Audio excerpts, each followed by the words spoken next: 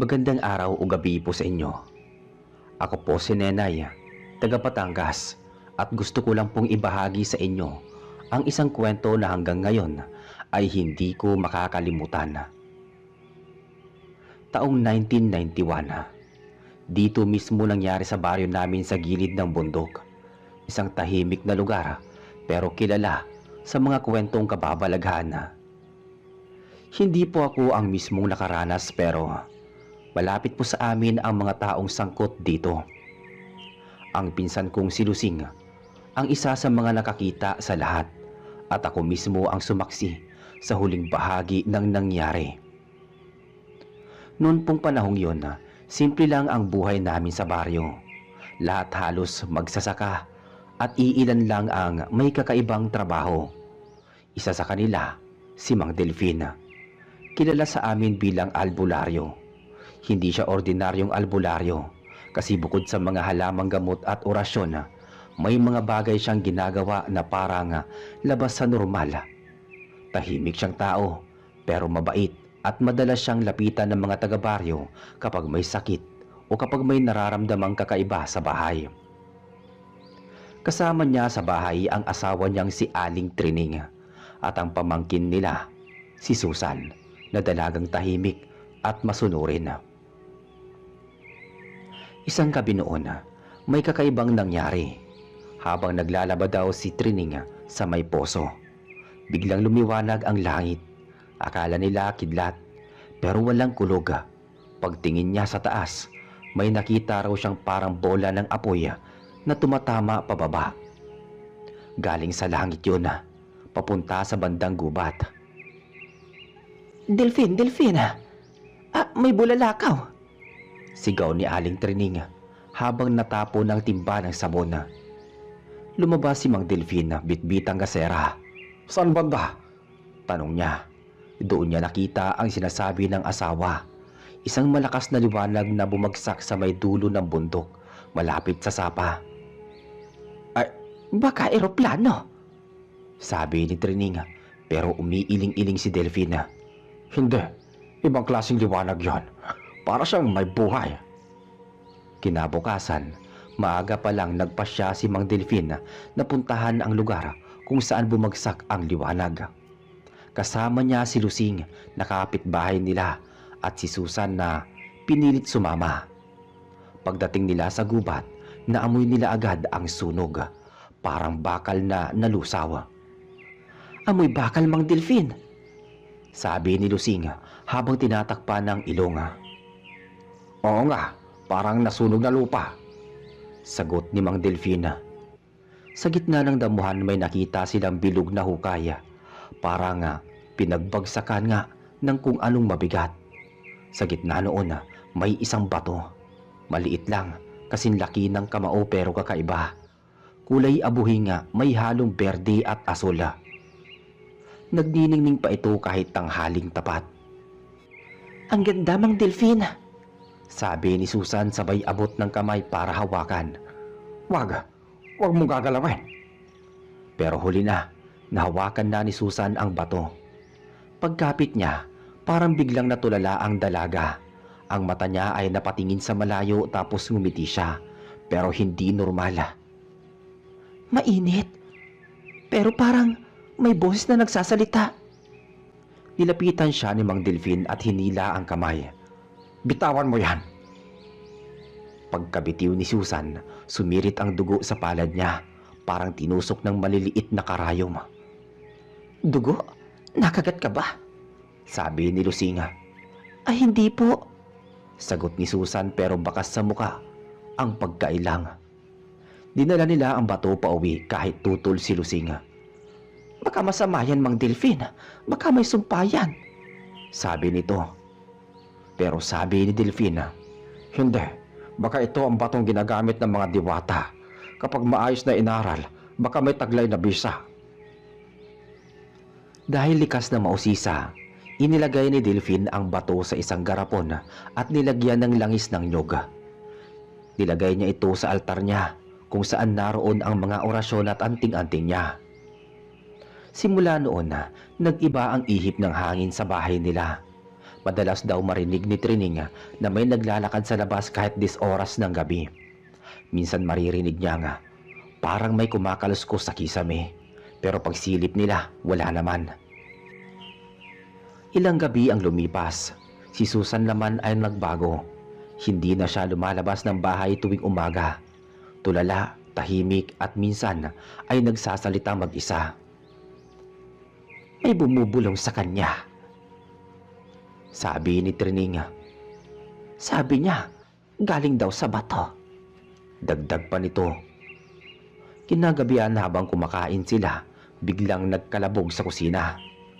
Baka pusa, sabi ni Mang Delfin, pero nang silipin niya, nakita niya ang garapon. Basag, wala na ang bato. Kinabukasan, isang batang lalaki ang nakita sa may sapa. Walang buhay, pero walang sugat. Ayon sa mga tao, ang mga mata ng bata ay parang nakatitig sa langit at ang mga kamay nito ay parang may hawak na hangin.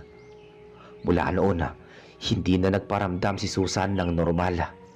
Madalas siyang mawala sa gabi, tapos babalik kinabukasan na parang walang nangyari.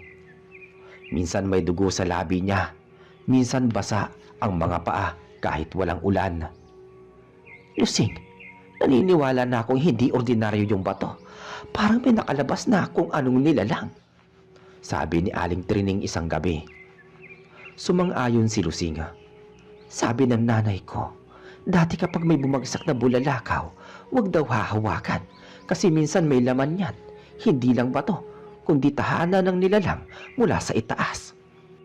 Pinuntahan nila si Mang Delfin na abala sa pagsasaayos ng mga orasyon. Hindi ito masama. Ang mga ganitong bagay sinusubok tayo. Kapag may malinis na puso, kayang kontrolin. Pero hindi iyon ang nangyari. Gabi-gabi, habang lumalakas ang ulan at hangin, may naririnig silang iyak sa paligid ng bahay. Nagsasabi yun nang at humihingi ng tulong. At minsan, boses pa ni Susan. Isang gabi nakita ni Lusing si Susan sa ilog. Nakaluhod, hawak-hawak ang bato at umiiyak. Wala na akong magagawa. Ayaw niya nang umalis sa akin, sabi niya. Ano ba yang ayaw? Sino? Tanong ni Lusing. Yung laman ng bato. Siya raw ang nagbigay ng buhay sa mga albularyo, pero kapalit daw, isa sa amin. Hindi na nakaimik si Lusing. Kinabukasan natagpuan si Mang Delfin na walang malay sa altar niya. Nakabukas ang mga mata at sa dibdib niya nakapatong ang bato. Mainit pa rin at kumikislap. Si Susan nawala na. Wala ni isang nakakita sa kanya kahit saan. Hanggang isang gabi, sa liblib na bahagi ng sapa, may mga nakarinig ng tilaok. Hindi manok, hindi rin tao. At mula noon, may mga nawawalang hayop sa baryo. Sabi nila si Susan daw iyon, ang dalagang nakapulot ng bato ng bulalakaw. Ang babae na naging sisidlan ng nilalang na hindi dapat ginising. Pagkatapos ng araw na natagpuan si Mang Delfin na nakahandusay sa altara, hindi na naging tahimik ang buong baryo. Pinuntahan siya ng ilang kalalakihan para tulungan, pero kahit anong gising nila, hindi siya nagigising. Humihinga pa siya pero mahina, parang tulog na ayaw magising. Si Aling Trining halos mabaliw kakaiyak. Lusing, anong gagawin ko? Hindi siya gumigising. Baka naman minulto siya ng bato. Kalma ka lang, Trining. Baka tinamaan lang na masamang hangin. Dalhin natin sa bahay ko. May alam akong orasyon ni nanay. Pinigbigyan ni Aling Trining pero habang binubuhat nila si Mang Delfin palabas ng bahay, narinig nilang parang may umuungol sa loob ng altar. Mahina lang nung una. Parang ihip ng hangin. Pero nung habang papalayo sila, lalong lumalakas. Parang tinig ng babae na umiiyak. Lusing, naririnig mo ba yon? Tanong ni Aling Trining. Oo, para kasing boses ni Susan. Sabay silang napatingin sa altara at doon nila nakita ang garapon kung saan dati nakalagay ang bato at muling puno ng langis at gumagalaw Parang may humihinga sa loob. Napatakbo sila palabas, dala si Mang Delfin na walang malay pa rin. Pagdating nila sa bahay ni Lusing, pinahiga nila si Mang Delfin sa papag. May mga tanda sa dibdib niya, parang sunog hugis bilog. "Tignan mo, Lusing, yan na ang pinatungan ng bato kagabi." Umiling lang si Lusing. "Hindi, ang mga sugat na ganyan hindi gawa ng tao." Tumakbo siya palabas at tinawag si Kaindo, ang pinakamatandang lalaki sa baryo. Siya raw ang may alam sa mga sinaunang kwento tungkol sa mga bulalakaw. Pagdating ni Kaindo, tahimik niyang tinignan si Delfin. Pagkatapos bumuntong hininga at nagsalita, mababa ang tono. "Yan ang sinasabi ko na mangyayari kapag may nakialam sa bato ng langit. Hindi lahat ng bumabagsak galing sa itaas sa biyaya." "Kaindo, bakit parang may masama talaga sa batong iyon? Ang asawa ko naman gusto lang pag-aralan yon." Umiling si Kaindo. "Ang batong iyon, minsan ay sisidlan ng nilalang na matagal nang nakakulong. Kapag nahawakan ng taong may dugong sensitibo, sa kababalaghan katulad ni Susan, nagigising ito. At kapag nagising, hahanap siya ng katawan na matitirhan." Napayuko si Lusing. Kaya pala nagbago si Susan. Siya ang napili. Tumango si Kaindo. "Ang masama, kapag tuluyang nagdikit ang kaluluwa nila, hindi mo na mapaghiwalay. At kung gising pa ang nilalang sa loob ng bato, mahihirapan tayong makuha si Susan pabalik." Kinagabihan, habang nakabantay sila kay Mang Delfin, napansin nilang gumalaw ang mga kamay nito. "Gising na siya!" Sigaw ni Trining, sabay hawak sa kamay ng asawa. Pero pagdilat ni Mang Delfin, iba ang mga mata niya. Hindi na yung dating mata ng albularyo. Maitim ang mga gilid at kumikislap ng bahagyang asula. "Nasaan ang bato?" Mababa ang boses niyang tanong. Wala ni isang sumagot. "Nasaan si Susan?" Dagdag pa niya. Lumapit si Trining, nanginginig. "Delfin, mahal, natagpuan ka namin sa altar, walang malay." "Hindi ako si Delfin. Wala na siya. Kinuha ko na siya. Ang katawan niya sa akin na." "Diyos ko, anong ibig mong sabihin?" Sigaw ni Trining sabay atras. Tumayo si Mang Delfin o kung sino man ang nasa loob ng katawan niya. Napatakbo si Lusing at hinila si Trining. "Tara na, hindi na si Delfin yan." Pero bago pa sila makalabas, biglang pumutok ang lampara. Sobrang dilim. Ang huling narinig nila ay boses ni Mang Delfin na nagsalita ng mga salitang hindi nila naintindihan. Kinabukasan, nagising si Trining sa labas ng bahay. Nakahandusay sa lupa. Si Lusing nawawala. Tumakbo siya papunta sa baryo. Umiiyak, humihingi ng tulong. Pagbalik nila, wasak ang bahay ni Lusing at sa gitna ng sahig may mga marka ng paa. Parang hayop, matutulis ang kuko. Sa altar nakita nila si Mang Delfin. Patay na, pero nakangiti. At sa tabi ng bangkay niya, nakaluhod si Susan. Buhay pero nanlilisik ang mga mata. "Lusing!" Tawag ni Trining na mahina. "Ikaw ba yan, Susan?" Ngunit si Susan ngumiti lang. "Hindi na ako si Susan." Bago pa siya makatakbo, biglang humigop ng hangin ang paligid. Lahat ng kandila sa altar ay sabay-sabay namatay. Pagdilat na Trining, wala na si Susan. Wala rin ang bangkay ni Delfin. Tanging naiwan ang bato ng bulalakaw nasa gitna ng sahig. Kumikislap na naman. Lumipas ang 2 araw, walang natagpuan na bangkay ni Lusing. Ayon kay Kaindo, baka raw kinuha na rin ng nilalang ang kaluluwa nito bilang kapalit sa ginawang pagsuwaya. Pero hindi tumigil si Trining.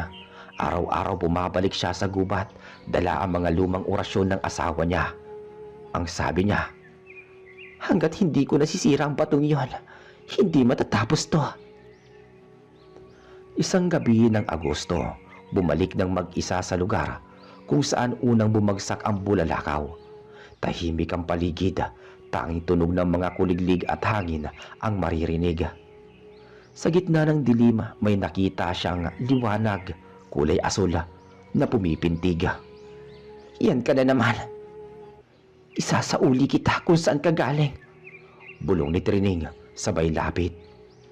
Pero bago pa niya mahawakan, may boses na sumagot na pamilyar. Napatigil si Trining. Boses ni Susan yun. Paglingon niya, anduroon nga itong si Susan. Pero hindi na siya mukhang tao. Maputla, mahaba ang kuko, at ang balat niya ay parang may mga guhit ng liwanag na asula. "Balik ka na sa amin. Hindi ikaw yan. Nililinlang ka lang ng demonyo," sabi ni Aling Trining. Ngumiti si Susan pero ang ngiti ay parang halimaw. "Hindi ako nililinlang. Ako na ngayon ang tagapangalaga ng bato," sabi niya. Biglang lumiwanag ang paligid. Ang lupa ay umalog at mula sa ilalim ng hukay may sumingaw na usok. Sa gitna noon, isang anino ang bumangon, mataas, payat at walang muka. Tinakpan ni Trining ang muka niya, sabay sigaw ng mga orasyon ni Mang Delfina. "Sa ngalan ng Diyos, sa apoy ng langit, isumpa ka!" Ngunit bago pa niya matapos, lumipad ang bato papunta kay Susan at sa isang iglap at kisap mata, nawala silang dalawa. Simula noon walang nakakita kay Susan.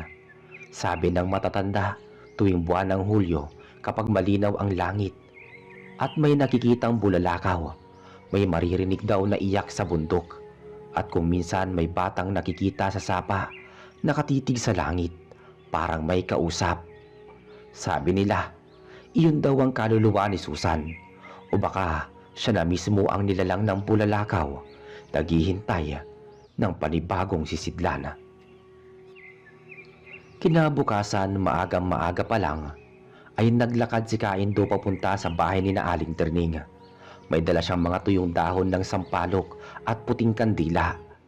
Habang naglalakad, napansin niyang walang katao-tao sa kalsada. Maging mga aso tahimik, walang tahol, walang tunog ng manok, parang patay ang buong baryo.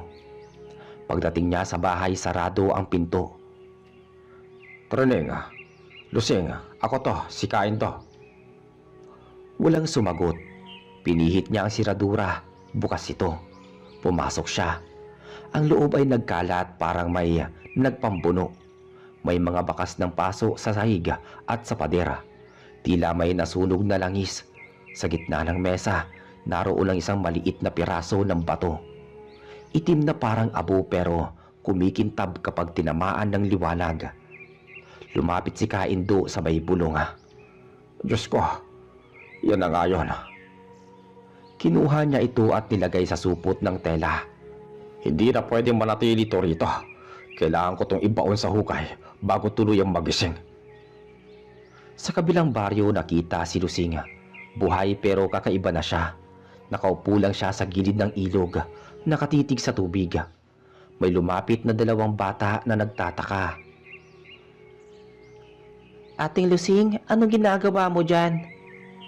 Dahan-dahan siyang tumingin sa kanila. Maputla, walang emosyon. "Hinahanap ko si Trining. Nakita niyo ba siya?" Umiling ang mga bata. Bigla siyang ngumiti. "Ah, ganun ba? Ah, nandun na pala siya, kasama ng liwanag," wika ni Lusing. Bago pa makapagsalita ang mga bata, tumalon siya sa ilog. Tumakbo sila pauwi, sumisigaw. Pagdating ng mga matatanda, hinanap nila si Lusing pero hindi na siya lumutang. Ang tubig ay parang kumulo at sa ilalim nito may kumikislap na parang asul na liwanag. Nang marinig ni Kaindo ang balita, napasugod siya. Dala ang tela na may laman na bato. "Ayusin niyo ang paghahanap bago pa mahuli ang lahat." Pero habang pinapababa nila ang lambat, biglang nag-iba ang kulay ng tubig. Mula sa malinaw naging maitim. Umalingasaw ang amoy ng nasusunog na langis. Napasigaw ang isa. "Kaindo, may umaahon!" at doon nila nakita si Lusing, pero hindi na siya tao. Maputi ang buhok, nangingitim ang mga ugat sa muka, at ang mga mata niya ay asul na parang bato. Dahan-dahan siyang umahon sa pampang, bitbit ang katawan ni Trining na wala ng malay. Lumapit si Kaindo. Lusing, anong ginagawa mo? Ngumiti si Lusing. Kinuha ko siya pabalik, pero may kapalit. Ang nilalang sa bato, gusto ng bagong sisidlan. Hinugot ni Kaindo ang rosaryo sa bulsa at tinutok sa kanya.